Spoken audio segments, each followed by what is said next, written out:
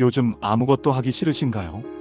침대에서 일어나는 것조차 힘들고 해야 할 일은 분명히 있는데 몸이 말을 안 듣고 마음도 움직이지 않을 때가 있죠.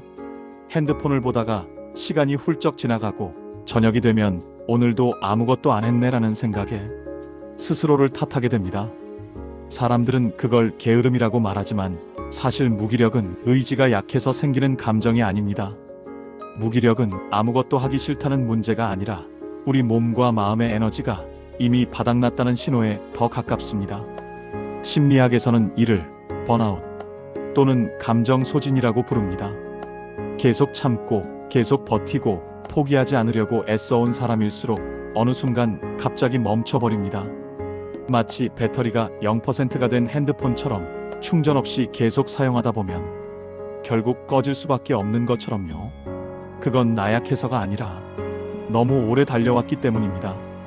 특히 늘 무언가를 해내야 한다는 압박 속에서 살아온 사람일수록 뇌는 점점 보상을 느끼지 못하게 됩니다.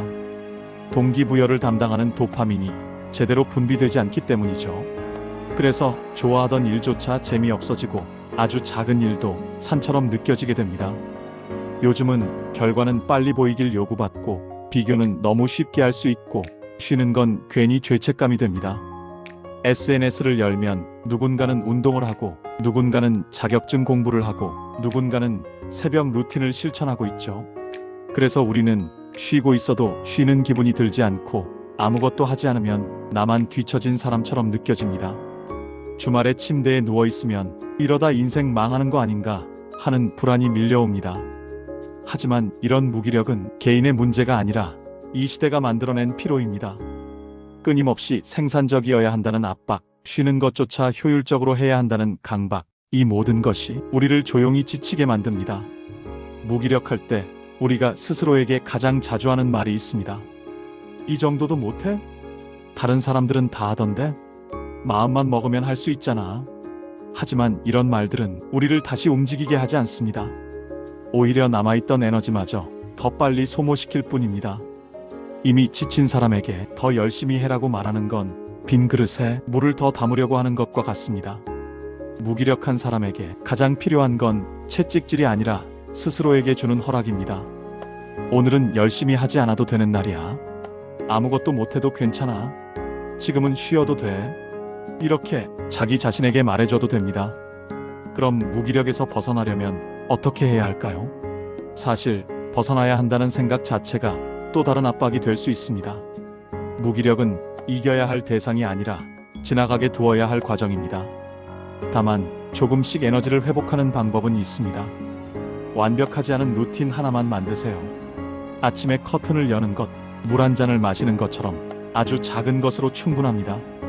실패해도 괜찮은 루틴이어야 합니다. 하루에 5분만 햇빛을 쬐세요. 햇빛은 뇌의 세로토닌 분비를 돕습니다. 창문 앞에 잠깐 앉아 있는 것만으로도 충분합니다. 너무 긴 계획도 세우지 마세요. 오늘 하루 이것 하나만, 이 정도면 충분합니다. 작은 성취가 다시 움직일 힘을 줍니다. 쉬는 날은 미리 정해두세요.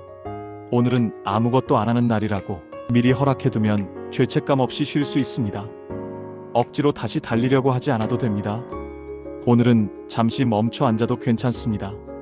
세상은 계속 빠르게 돌아가는 것처럼 보이지만 당신이 잠시 멈춘다고 해서 모든 게 끝나지는 않습니다. 무기력은 당신이 약해서가 아니라 지금까지 충분히 강했다는 증거입니다. 혹시 오늘도 아무것도 못한 하루였나요? 괜찮습니다.